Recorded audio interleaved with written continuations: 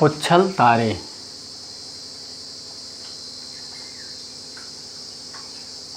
पुच्छल तारे। पुच्छल तारे क्या हैं?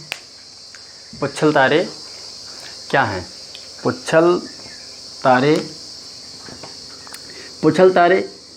चट्टानों पुच्छल तारे चट्टानों, गैस, धूल और बर्फ़ के कण के बने आकाशीय पिंड होते हैं। क्या होते हैं? पुच्छल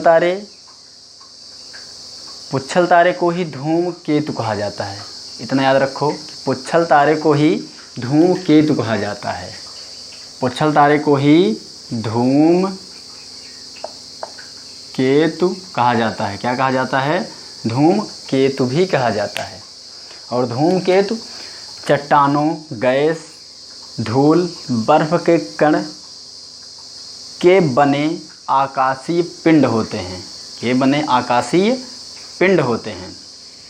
के बने आकाशीय पिंड होते हैं। और ये आकाशीय पिंड और यही आकाशीय पिंड सूर्य के चारों तरफ अपनी कक्षा में, नहीं मनमानी, सूर्य के चारों तरफ अपनी कक्षा में गति करते रहते हैं। ठीक, गति करते रहते हैं।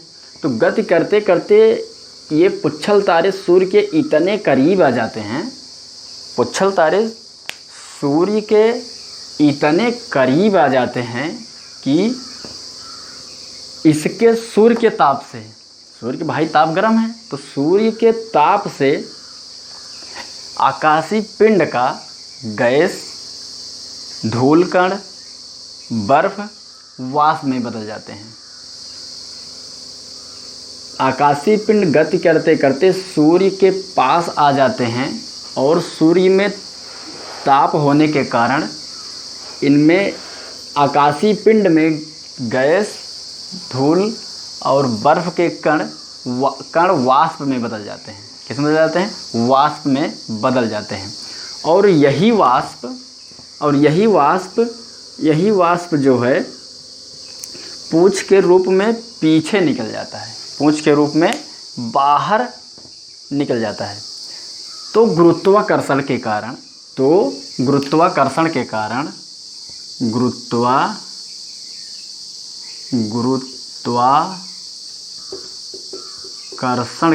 गुरुत्वाकर्षण के कारण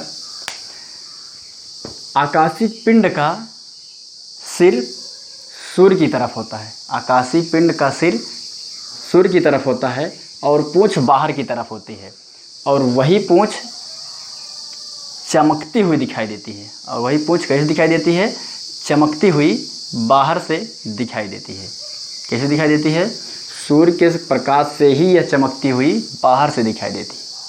क्यों? क्योंकि भाई सूर्य के ताप से ही उस आकाशीय पिंड का धूल कण गैस वाष्प में बदल जाता है। वही वाष्प पूंछ के रूप में बाहर निकल जाता है। और गुरुत्वाकर्षण के कारण सिर सूर्य की तरफ होता है और पूंछ बाहर की तरफ होती है और यही चमकती हुई दिखाई देती है।